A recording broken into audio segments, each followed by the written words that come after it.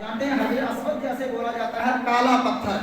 اسود یہ اس میں تفصیل ہے یعنی بہت زیادہ کالا, ایک بالکل کالا کلوٹا شخص جو ہے جو حبش کا رہنے والا ہے لیکن ابھی اس کے پاس ایمان نہیں تھا. اس نے دیکھا کہ نبی اعظم صلی اللہ علیہ وسلم ایک مقام پر ہیں.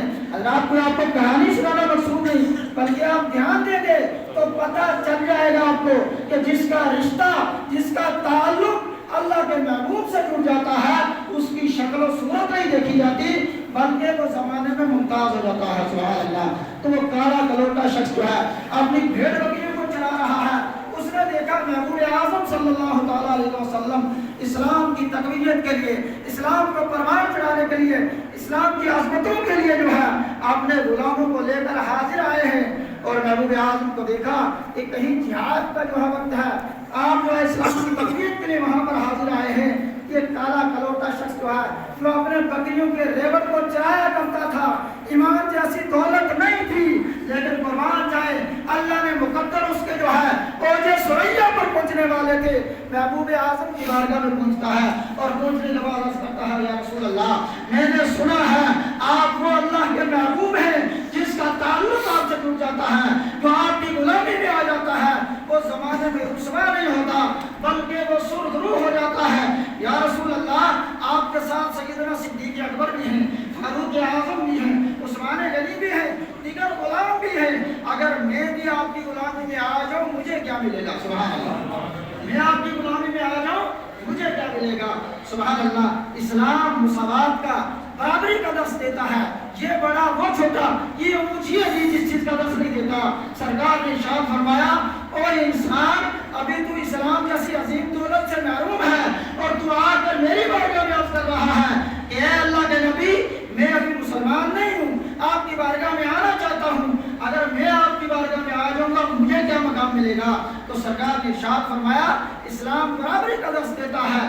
جو مقام و مرتبہ میرے غلام صدیق کو, فاروق کو, عثمان غنی رضوان اللہ تعالی علیہ مجمعین یا دیگر صحابہ کو ملا ہے, وہ آنے والے انسان اگر تو میرا کلمہ پڑھ کر داخل ایمان ہو جائے گا تو اللہ زمانے میں تجھے بھی سرخرو کر دے گا. سبحان اللہ. حضرات دھیان دیں گے ابھی وہ آیا شخص آنے کے بعد یا رسول اللہ ٹھیک ہے بکریوں کا میرا ریوڑ ہے وہ قریب میں جنگل میں چراتا ہوں, اس کو ٹھکانے لگا کر میں آ جاتا ہوں. یا رسول اللہ اس کو ٹھکانے لگانے کے بعد جو ہے آپ کی بارگاہ میں آ جاتا ہوں. آیا اور عرض کیا یا رسول اللہ کلمہ پڑھائیں, کلمہ پڑھا اور داخل ایمان ہو گیا.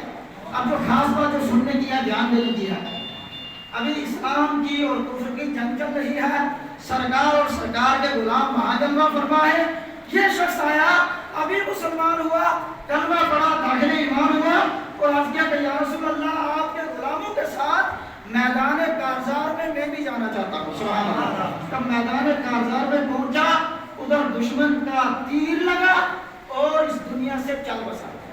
اس میں ایک پوائنٹ جو آپ کو دھیان رکھنا ہے, یاد رکھنا ہے, ابھی کوئی نماز نہیں پڑھی, روزہ نہیں رکھا, حج نہیں کیا, زکات نہیں دی, کوئی اعمال صالحہ نہیں کیا, لیکن ہاں سرکار کی غلامی میں ایسے دل سے آیا تھا کتنا عظمتوں کا حامل وہ انسان بن گیا. اللہ اکبر کبیرہ. صحابہ آئے کہ یا رسول اللہ صلی اللہ علیہ وسلم وہ فلاں کا غلام جو آپ کی بارگاہ میں آیا تھا, آپ نے بیوی بچوں کو, آپ نے مال و جائیداد کو, آپ نے قبیلے کو چھوڑ کر جو ہے آپ کی بارگاہ میں آ گیا تھا. یا رسول اللہ وہ جب جنگ میں پہنچا تو دشمنوں کا ایک تیر لگا اور تیر لگنے کے بعد جو ہے وہ شہید ہو چکا ہے. یا رسول اللہ آپ تشریف لے چلے اور اس کا جنازہ پڑھائیں. اللہ اکبر. قربان جائے اس کی عظمتوں پر کہ جس کا جنازہ محبوب اعظم پڑھائے. محبوب اعظم جب تشریف لے گئے تو آپ نے چہرہ انور پھیر لیا. صحابہ کہتے ہیں یا رسول اللہ ایک بڑا تعجب ہوا ہمیں, یہ تو آپ کا ایسا حقیقی غلام بنا تھا, آپ کی بارگاہ میں آیا تھا, کلمہ پڑھا, شہید بھی ہو گیا, آپ کو ہم عرض کیا آپ کی بارگاہ میں کہ آپ جنازہ پڑھائے, آپ نے مبارک چہرے کو پھیر کیوں لیا؟ تو صحابہ جب اس سوال کے جواب کے متمنی تھے تو محبوب اعظم نے کیا ارشاد فرمایا؟ فرمایا میرے صحابہ کسی اور بنا پر میں نے نہیں چہرہ پھیرا, لیکن ہاں چہرہ پھیرنے کا کارن کیا ہے وہ سن لو.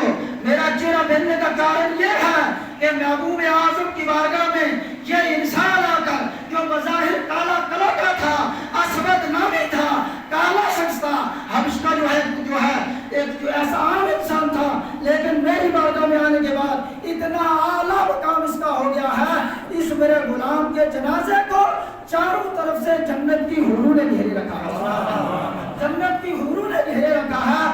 میں چاہتا ہوں پہلے میرے غلام کا دیدار یہ جنت کی حوریں کر لے، اس کے بعد ہم بھی دیدار کریں گے، میں اس کا جنازہ پڑھوں گا۔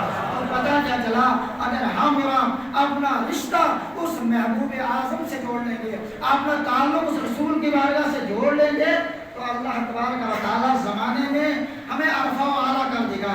اپنے اسلاف کی زندگی کو دیکھیں، ہمارے